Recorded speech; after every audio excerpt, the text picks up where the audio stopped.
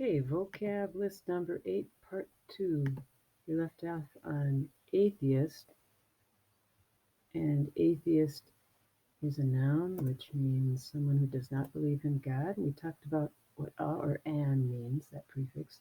Now, theos is a Greek word part that means God. So a theologian is someone who studies about God. Theology is the study of religion. You might take a course in theology if you go to college. So synonyms for atheist would be skeptic, infidel, one with no faith, free thinker. Antonym would be a believer. And there's an example of the word in the sentence. Next word is shun. Shun is a verb to intentionally avoid someone or something. I guess we're supposed to shun all personal contact these days. Shun is an old English word to avoid, and it means synonyms would be reject, snub, give someone the cold shoulder. To eschew. Eschew is an interesting word you might want to try out. You usually eschew activities or things rather than people. Like you could eschew using plastic straws, or you might eschew taking selfies. And here's an example of shun used in a sentence. Next word is anecdote, which is a noun, and I think you're familiar with that one from writing leads. It's a short, entertaining story.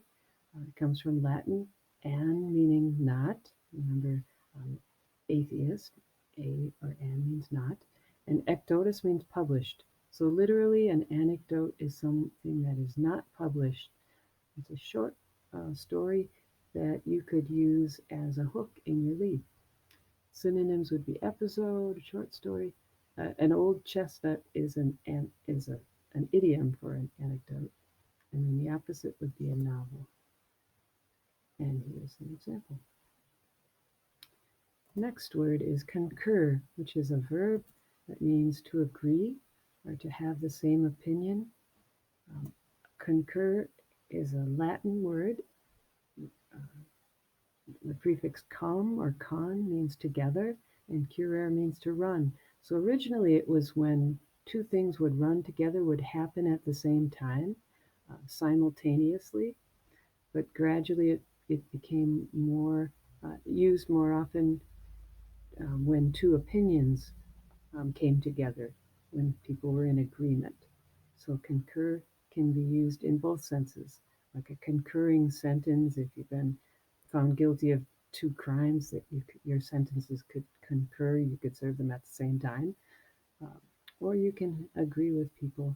And so synonyms for that use of concur would be to consent, to collaborate, to unite, and antonyms to clash, to disagree, to oppose, and there's the use of concur in a sentence. Next word, vivacious, which is another adjective, which means full of life. The word part, the Latin word part viv or vit means life. So there are some related words: vital, vitamin, revive, to bring to life again, survive, to live through something and live again. Vivacious comes from Latin, vivax, lively, or long lived. Synonyms would be cheerful, exuberant, jolly, upbeat, and antonyms boring, dull, or depressed. And there's vivacious in a sentence. Next word, perplexed, another adjective, means to be confused, puzzled, befuddled, bewildered. It's a Latin word again. Per means thoroughly, and plectere, to entwine. So if you're perplexed, you're thoroughly confused. Um, think of it as a tangle of fishing line or a tangle of wires, uh, that confusing. And here's an example of perplexed in a sentence. Next word is